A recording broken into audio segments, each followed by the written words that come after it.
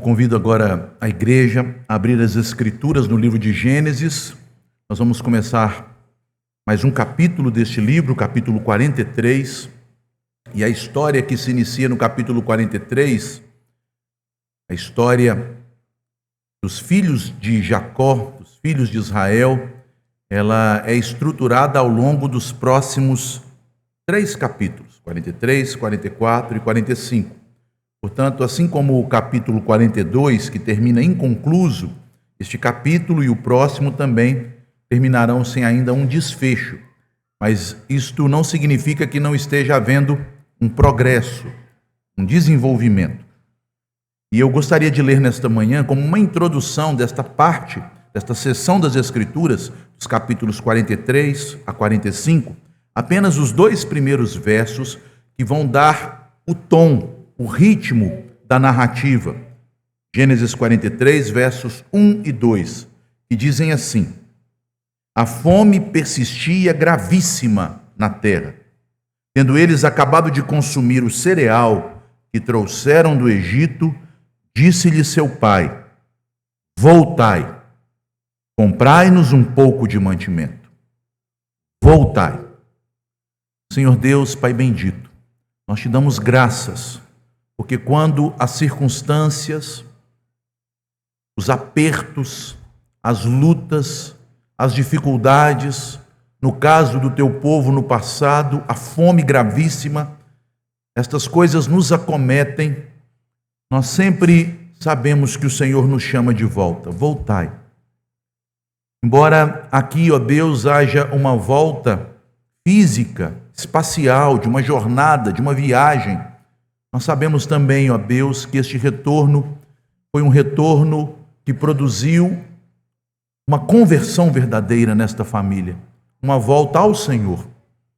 Queremos te pedir, ó Deus, que ao longo destes sermões, destes próximos domingos em que meditaremos sobre a tua providência, a tua graça, que nos conduz de volta, que nos chama à tua presença e que nos restaura, que o Senhor realize em nós a mesma obra que realizou na casa de Israel. Que os relacionamentos quebrados retornem à unidade. Que os corações, ó Deus, sobrecarregados pela ansiedade, pelos cuidados do mundo, pelo pecado, encontrem, ao retornarem a Ti, descanso, alento. O Senhor produza, ó Deus, a mesma obra bendita que produziu no teu povo lá no passado, no teu povo aqui no presente. Pois o Senhor é o mesmo Deus e a sua palavra possui a mesma eficácia e poder. E nós, ó Deus, acima do que eles receberam, temos recebido não apenas sombras, mas temos, ó Deus, contemplado o próprio Senhor Jesus Cristo, aquele que não apenas nos chama à sua presença para que nos voltemos a Ele, mas aquele que desceu dos altos céus para vir até nós. Temos recebido, ó Deus, do Teu Espírito de maneira abundante, que não apenas vem até nós, mas que vive e se move em nós. Por isso, ó Pai, ilumina o coração e os olhos espirituais do Teu povo, para que aqueles que estão endurecidos sejam quebrantados, e todos nós, como aconteceu nos dias do povo de Israel, quando eram chamados e conclamados a ajudar pelo rei Ezequias, que todos nós, como um só homem, um só coração, nos voltemos para o Senhor. Assim oramos em nome de Jesus. Amém. Meus irmãos, estes capítulos de Gênesis, eles se movem em círculos. Em círculos. Por isso, este verbo voltar aqui é tão importante. E este verbo nos faz lembrar que, muitas vezes, a vida cristã parece um andar em círculos. Quantas vezes você não se sentiu que sua vida não se desenvolve, que sua vida não progride, que as mesmas coisas retornam, os mesmos conflitos reaparecem, as mesmas conversas difíceis, talvez na sua família, no seu relacionamento conjugal, elas voltam. As mesmas feridas se abrem. E aí é comum nós nos perguntarmos em oração: Senhor, por que o Senhor não resolve estas coisas? Por Porque o Senhor não age miraculosamente e tira estas coisas da minha vida. Nós até chegamos a sentir culpa. Eu já senti culpa por estes retornos, por estes momentos que Deus nos faz, parece que retroceder, e silenciosamente nós vamos curtindo esta culpa como se ela fosse sinônimo de um fracasso espiritual. Eu não estou progredindo, eu não estou indo adiante. Porque nós somos ensinados às vezes por um evangelho que é triunfalista, que o crente maduro é aquele que rompe em fé, é aquele que se move no sobrenatural, é aquele que dá ordem para o mar abrir, e se o mar não abrir, ele anda por sobre as águas. Não é assim que às vezes o evangelho é passado para nós? E aí quando nós observamos estes triunfalismos do evangelho mal colocado, mal pregado, nós nos sentimos fracassados espiritualmente, porque dá-nos a impressão de que crentes que progridem, crentes que são maduros, crentes bem-sucedidos, não precisam voltar, não precisam enfrentar velhos dilemas. Deus, com milagres, com a ação sobrenatural, haverá de resolver todas as coisas. Uma pessoa vitoriosa, ela segue sempre em frente, em uma linha reta, em um progresso contínuo. Porém, meus irmãos, não é isso que a Escritura nos ensina. Infelizmente, esta visão triunfalista, que é passada até por alguns cânticos, ela nos leva a uma perspectiva errada da maneira como Deus age em nossa vida, do plano de Deus para nos conduzir como seus filhos. A Escritura nos mostra que Deus trabalha conosco com paciência, que Ele muitas vezes nos faz voltar pelos nossos caminhos para aprofundar a obra dEle em nós.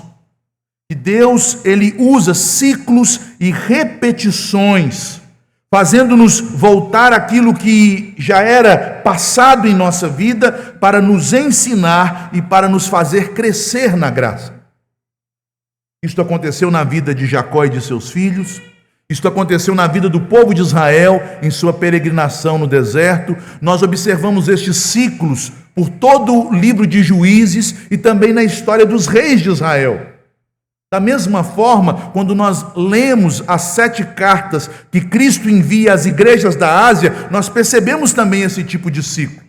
Deus trabalhando com seu povo para que eles sempre se voltem a Ele. Portanto, esta ordem de Jacó, no início da narrativa, voltai, é central dentro da estrutura da história de Jacó e de seus filhos, do relacionamento de Israel com as 12 futuras tribos de Israel. E para entender o peso deste imperativo, desta ordem, nós precisamos perceber como o Espírito Santo fez Moisés registrar a revelação, por meio de ciclos. Quando nós expusemos aqui o capítulo 42, nós vimos que este capítulo 42 de Gênesis, ele está estruturado na forma de quiasmo. E o que significa isso? A palavra, ou a letra qui no grego, é o X no nosso português. Esta ideia de algo que vem para um centro e do centro volta ao seu princípio. Então esta é a estrutura do capítulo 42. As coisas caminham para o centro, ali no centro nós temos o ponto alto da história e depois elas retornam ao seu princípio. Veja como o capítulo 42 é construído. Primeiro dos versículos 1 a 4, Jacó envia os seus filhos. Então no versículo 5, eles viajam para o Egito. Chegando no Egito, eles têm uma primeira audiência com o governador, que era José, seu irmão, e eles não o reconhecem. Então, nós temos um ponto central. Eles são presos ali no versículo 17. São lançados numa prisão, como uma forma de teste, onde o juízo de Deus os ameaça, para que a culpa venha à tona, para que a consciência seja despertada. Após a prisão, uma segunda audiência dos irmãos com José, nos versículos 18 a 24, e por fim, eles retornam do Egito, versículos 25 a 28, e se encontram com seu pai em Canaã e relatam os acontecimentos que haviam experimentado no Egito, versículos 29 a 38.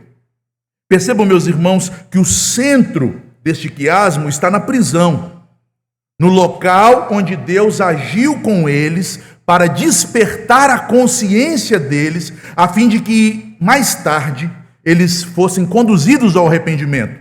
Deus os fez lembrar do seu passado, lembrar do que tinham feito quase 30 anos antes com seu irmão José, para trabalhar na vida deles com sua graça. Agora, se você perceber, a estrutura dos capítulos 43, 44 e 45 é a mesma do capítulo 42. No capítulo 43, de 1 a 14, nós temos Jacó enviando seus filhos. Depois, dos versículos 15 a 25, a viagem deles descendo para o Egito. Nos versículos 26 a 34, a primeira audiência deles com José, nesta viagem de retorno. Então eles têm novamente uma primeira audiência com José. E então o que acontece no capítulo 44, de 1 a 13, assim como no capítulo 42, uma nova prisão. Eles são presos, são testados, são ameaçados, e Deus desenvolve ainda mais no coração deles, por meio da culpa, o arrependimento. E então eles são tirados da prisão mais uma vez, e há uma segunda audiência com José neste retorno, nos capítulos 44, 14, até o versículo 15 do capítulo 45. Depois disso, eles retornam do Egito para Canaã, agora com boas notícias. Houve reconciliação, José se apresentou como seu irmão, e ali no capítulo 45, dos versos 16 a 24, há uma jornada voltando para Canaã. E chegando em Canaã, capítulo 45, 25 a 28, nós temos a solução da história, o desfecho, quando eles de novo se encontram com seu pai e contam: pai, o teu filho José está vivo, ele é o governador do Egito, e ele te chama para ir até ele. Percebam, meus irmãos, que o mesmo ciclo que aparece no capítulo 42, ele vai se repetir ao longo destes capítulos. Mesmo ciclo, com um centro na prisão, um instrumento disciplinar que Deus usa para revelar o coração daqueles homens pecadores, para fazer com que aquele processo, que embora pareça circular, se desenvolva e produza então no final arrependimento, perdão, reconciliação e por fim paz. Há um teste moral, e por meio deste teste moral, a fé daqueles homens também é testada. Quem vendeu um irmão, agora é colocado numa situação semelhante. E Benjamim é demandado, e aqueles que venderam o irmão dão sua vida em substituição da vida de Benjamim, e a trama se resolve. Percebam que Deus faz isto passando ciclos, fazendo eles voltarem ao começo, fazendo eles considerarem o passado. Há aqui um espelhamento entre Gênesis 42 e a história que é contada agora a partir do capítulo 43 até o 45. O que Gênesis 43 a 45 faz não é abandonar a estrutura, mas replicá-la em uma escala maior, trazendo o mesmo ciclo: Jacó e seus filhos, viagem, encontro, teste, novo encontro, retorno e relato. Mas embora seja o mesmo ciclo, tudo se aprofunda. A graça de Deus vai se revelando, o agir de Deus vai penetrando os corações. A responsabilidade cresce, o arrependimento se torna visível, a providência antes oculta passa a ser confessada por José. Eu sei que foi Deus que me enviou para cá para manter a vida. E este imperativo que aparece no verso 2, na boca de Jacó, voltai, não é apenas um imperativo narrativo que indica uma viagem de um lugar para outro, é um imperativo teológico. Ele é a ordem que Deus, em sua providência, coloca na boca daquele patriarca para empurrar a família de volta para dentro de um mesmo ciclo, porque Deus ainda não havia terminado a sua obra. É interessante o verbo que é usado por Moisés aqui no hebraico. O verbo aqui traduzido por voltai, o verbo shuv, um verbo bem curtinho, shuv, na língua hebraica, significa não apenas voltar, retornar, mas também significa mudar de direção, converter-se, arrepender-se. Ele tem um uso literal de retorno, mas ele também tem um uso espiritual e teológico, que significa conversão, mudança de direção e arrependimento. Voltar aqui é literal. Eles voltariam ao Egito, mas ao mesmo tempo há uma duplicidade, um sentido mais profundo, porque ao voltarem para o Egito e se encontrarem com o seu irmão, que eles não sabiam ser seu irmão, eles estavam voltando para a memória da culpa. Eles estavam voltando ao ponto onde o pecado não havia sido tratado. Eles estavam voltando para que Deus produzisse mudança interior. Há então aqui, propositadamente, colocado este verbo pelo Espírito Santo, uma ambiguidade. Porque este verbo é um deslocamento físico, é uma jornada, é uma viagem, mas também este verbo é um deslocamento espiritual, é uma jornada de conversão, é uma transformação do coração. E no Antigo Testamento este verbo aparece muitas vezes na boca dos profetas, neste sentido de um voltar do coração. Zacarias, no capítulo 1, versículo 3, diz assim ao povo de Deus: voltai para mim, e eu voltarei para vós. O mesmo verbo. Também Jeremias 3,14 diz: voltai, ó filhos rebeldes, voltai. E o Senhor Jesus, como grande profeta, dá-nos a mesma ordem, conforme nós vimos em Apocalipse 2, versículo 5. Lembra-te, pois, de onde caíste, arrepende-te, volta, volta. O padrão é sempre o mesmo. Deus chama o povo a voltar, o retorno é dolorido, porque esta graça do retorno produz a dor da culpa, mas também gera o arrependimento para a vida, e através do arrependimento o Senhor restaura, o Senhor produz paz, a graça e a misericórdia se revelam ainda mais abundantes. A história dos filhos de Israel em Gênesis antecipa esta teologia dos profetas e também de João Batista e do nosso Senhor Jesus, do próprio coração do Evangelho. Arrependei-vos, voltai-vos para o Senhor, e Ele vos perdoará, e Ele vos sarará. Deus aqui já ensina que a restauração passa pela volta. Portanto, meus irmãos, não pensem que retornar por velhos caminhos é desnecessário. É assim que Deus trata com o seu povo, e para o bem do seu povo. Portanto, rapidamente falando destes dois versículos, e principalmente deste verbo que rege, que estrutura, que dá o tom destes 3 capítulos, o verbo voltar, nós aprendemos nestes versículos iniciais de Gênesis 43 a seguinte verdade: a providência de Deus conduz os seus servos a retornos necessários para nos restaurar. A providência de Deus conduz os seus servos a retornos necessários para nos restaurar, para restaurar nossa vida, para restaurar nossos relacionamentos, para restaurar famílias, para restaurar igrejas, para restaurar nações.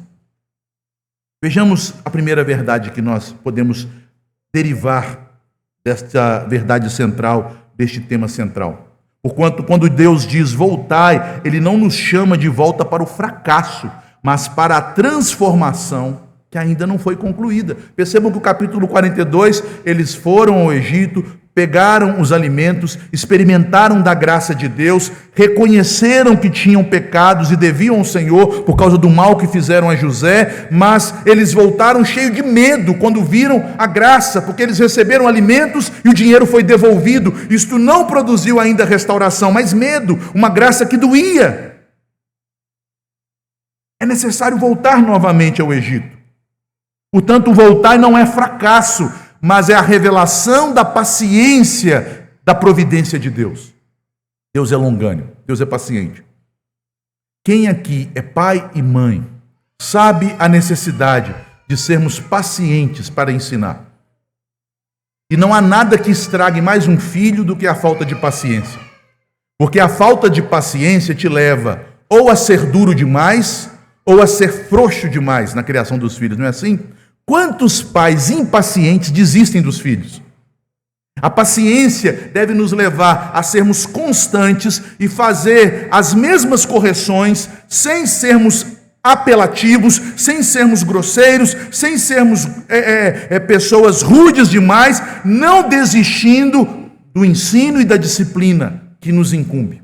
Paciência, voltar e volta, e volta. E o que muitos pais fazem? Alguns apelam, desiste de você.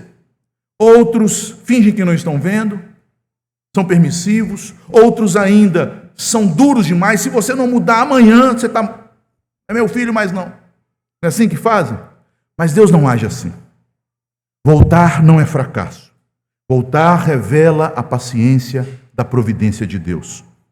Meus irmãos, se Deus não fosse paciente com aqueles homens que tinham praticado incesto, caso de Rúben, homens que fizeram votos falsos usando coisas sagradas, como a circuncisão, para assassinarem pessoas por vingança, o caso de Levi e Simeão, homens que eram ladrões e salteadores, que entraram na cidade de Siquém e tomaram os bens daquela cidade, juntamente com as mulheres e as crianças.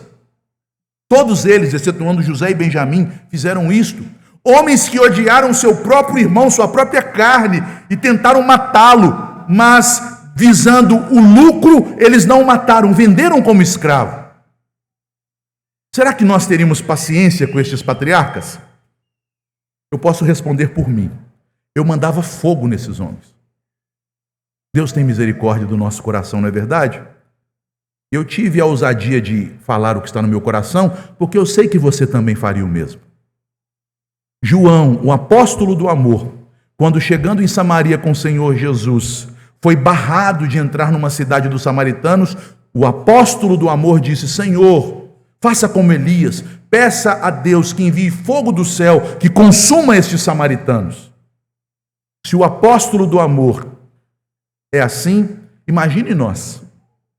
Mas Deus faz-nos voltar, porque isto não é sinônimo de fracasso, é sinônimo de paciência. Se Deus fosse apenas um Deus todo-poderoso e eficiente, Ele teria encerrado a história em Gênesis 42. As coisas se resolveriam neste capítulo.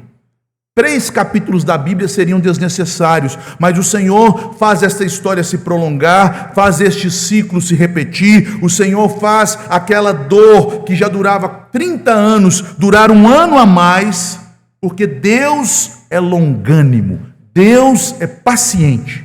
Ele não trabalha apenas para resolver as crises, Ele não age apenas por meio de milagres, mas Ele trabalha também pelas leis naturais que Ele mesmo estabeleceu, e Ele trabalha para formar o caráter de seus filhos. Se em todas as crises Deus agisse miraculosamente, Ele não estaria formando a imagem de Cristo em nós. Deus age assim, meus irmãos. Ele age por retornos, Ele age em nossas crises, Ele age nos problemas de nossa família, Ele age nas controvérsias e nas dificuldades dos nossos relacionamentos, e em tudo sua paciência, como um dos seus atributos, como uma das manifestações de sua bondade, que é infinita e perfeita, nos faz voltar. O voltar existe porque a culpa precisa virar arrependimento. Culpa, meus irmãos, é remorso, é produzida pela carne.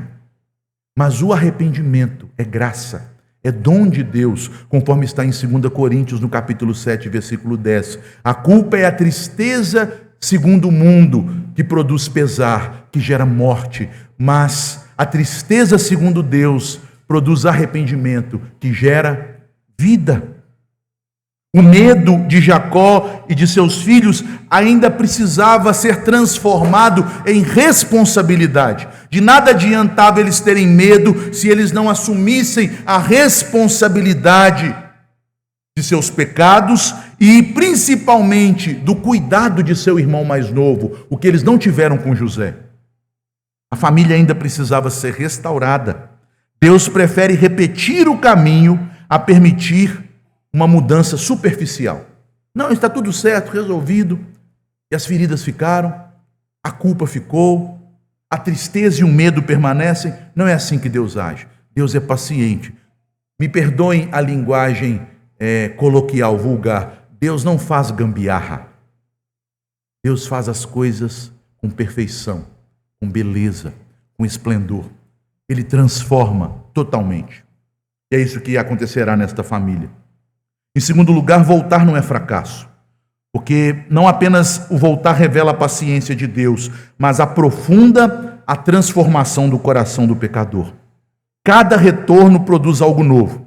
Em Gênesis 42, quando eles vão pela primeira vez ao Egito e se encontram de maneira inconsciente com o seu irmão, que eles venderam como escravo, Deus os faz ir ao Egito, voltar para acusá-los.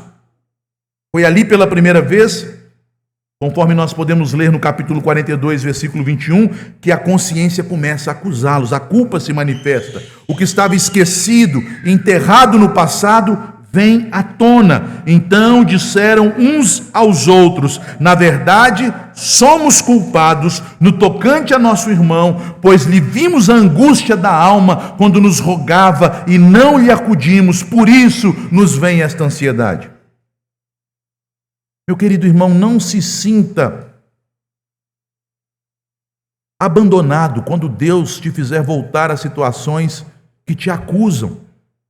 Deus não faz isso para te consumir, Deus faz isso para te sarar.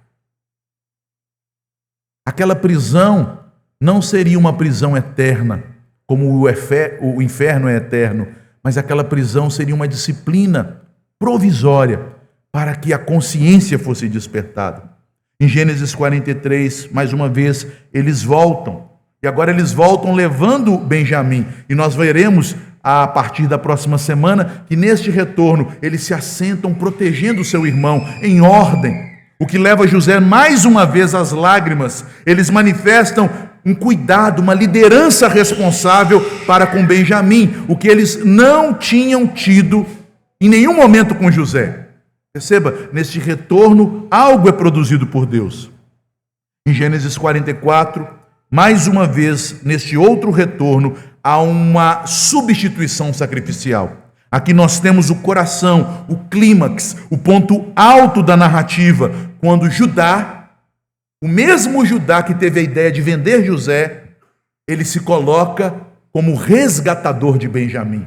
Ele diz: não fique Benjamim preso. Não fique Benjamim aqui trancafiado. Se a sua taça, se o seu tesouro, governador, apareceu nas coisas dele, eu assumo a culpa. Eu ficarei no seu lugar. E por fim, em Gênesis 45, eles vão até o seu pai e o retorno nos leva ao ponto final da história. Reconciliação. Reconciliação. O ciclo, meus irmãos, só se completa quando o coração muda. Enquanto isso não acontece, Deus continua nos fazendo retornar e Deus continua clamando: voltai, voltai. Pense bem como tem sido sua vida. Será que Deus não tem te feito trilhar pelos mesmos passos em algumas partes da sua vida, porque o seu coração ainda não mudou? Porque ainda há ídolos que precisam ser arrancados? Porque há ainda coisas que precisam ser trabalhadas? Deus os faz ir e vir, mas a cada ida e vinda, algo é trabalhado no coração, até que a obra se completa. E em terceiro, o voltar não é fracasso, porque ele revela a paciência de Deus, porque ele produz a transformação do coração, mas também porque prepara o caminho para Cristo. Este é o ponto alto dessa narrativa. Cristo, o Senhor Jesus.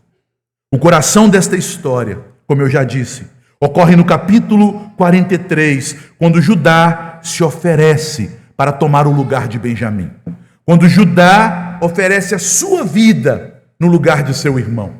O mesmo Judá, que já foi representado nesta história como um homem de coração duro, de um coração frio, que vendeu o seu irmão José, o mesmo Judá que não se importou com as lágrimas de seu pai, que sofria um luto constante pela perda de José, e ao invés de estar com seu pai, ele migrou para outra região e foi morar longe de seu pai e de seus irmãos. O mesmo Judá que se misturou com os ímpios, que viveu uma vida como um cananita, casando-se com uma mulher cananita, tendo filhos perversos que o Senhor disciplinou e matou, que vivia em festas pagãs, que se deitou com sua nora, julgando deitar-se com uma prostituta, o mesmo Judá que Deus levou ao arrependimento, e quando Tamar se revela a ele, diz: ela é justa, eu não.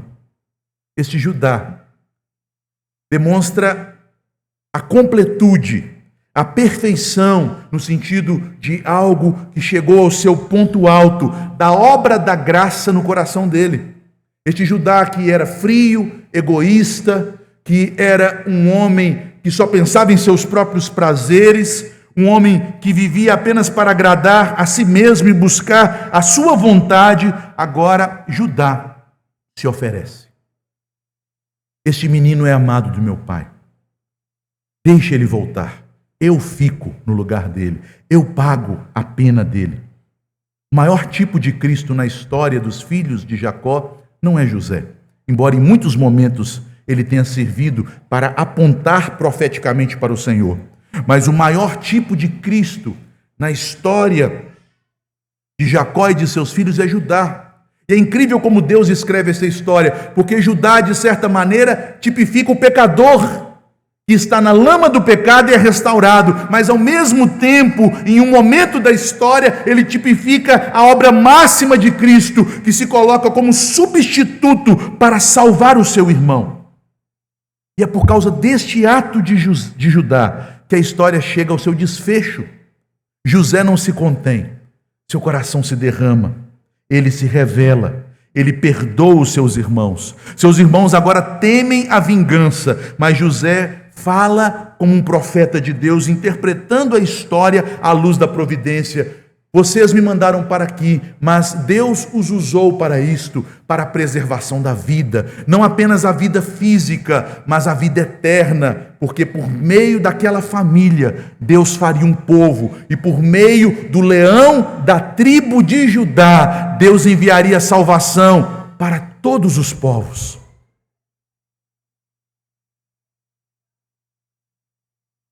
Tudo isso, meus irmãos, aponta para Cristo.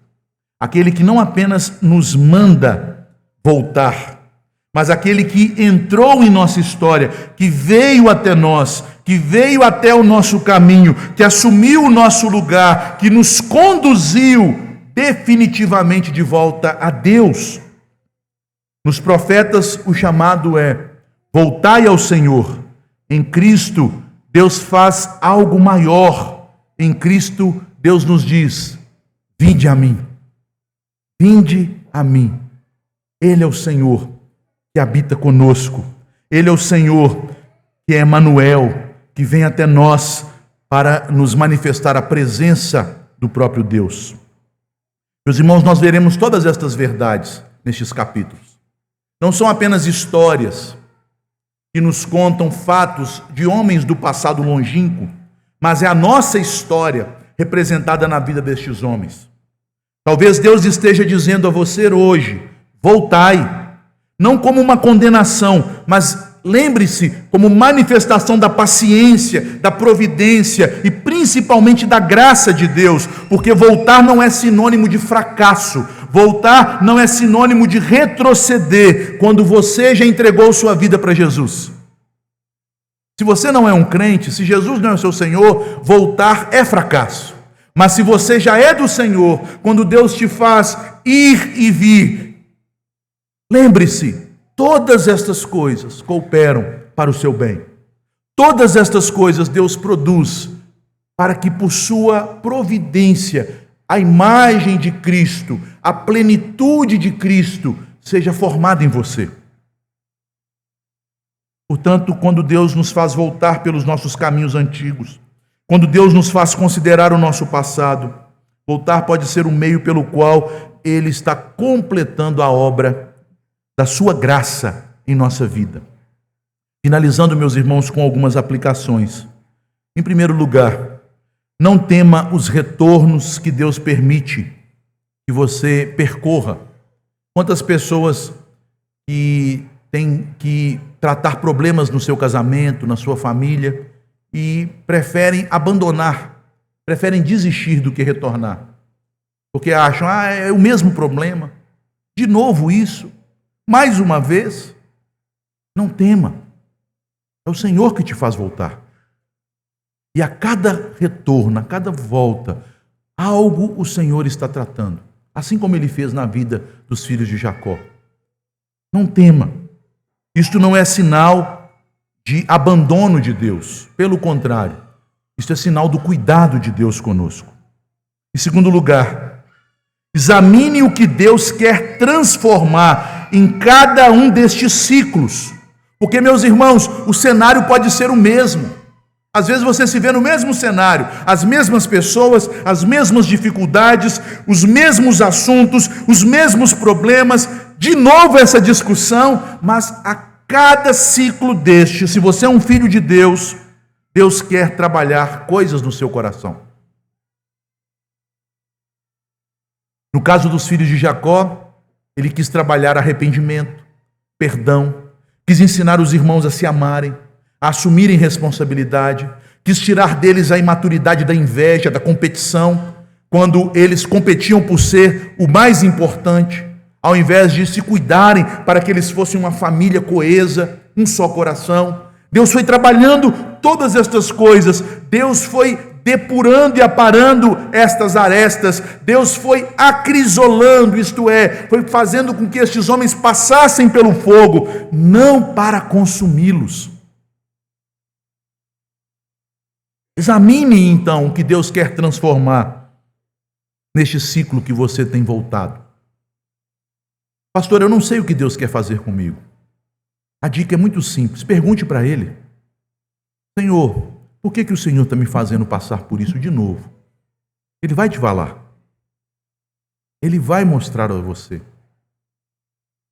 E aí quando você perceber, vai ficar mais claro e vai ficar mais simples tratar. Porque você vai dizer: Senhor, de fato eu não quero mudar isso em mim. Eu não quero abandonar estas coisas. Mas Senhor, ajuda-me. Converte o meu coração. Faz de mim o teu querer. Em terceiro lugar, ouça o voltai como um convite da graça. Deus só chama de volta aqueles que Ele pretende restaurar. Nunca mais Deus chamou Caim de volta. Nunca mais Deus chamou Esaú e seus filhos de volta. Nunca mais Deus chamou o povo do norte de Israel, que se perdeu na peregrinação da Síria, de volta. Se Deus nos chama à sua presença, é porque Ele nos ama. Deus só chama aqueles que Ele quer restaurar. Israel podia ter chegado a Canaã rapidamente. Na história do povo que saiu do Egito, eles poderiam ter feito aquela jornada em menos de um ano. Mas Deus os fez perambular num deserto abrasador, cheio de perigos e de serpentes, por 40 anos, porque queria tratá-los. E o profeta Oséias, interpretando pelo Espírito Santo o que aconteceu naquele deserto, ele diz que o Senhor declarou ao seu povo: vos levarei ao deserto e ali falarei convosco. O deserto é o lugar em que Deus fala conosco. E por fim, José, ele desejava o retorno de seus irmãos. E ele preparou o retorno. Ele colocou ali as moedas dentro dos sacos, para que eles, quando chegassem em Canaã, eles descobrissem aquela graça maravilhosa de que Deus deu a eles o sustento e não cobrou preço.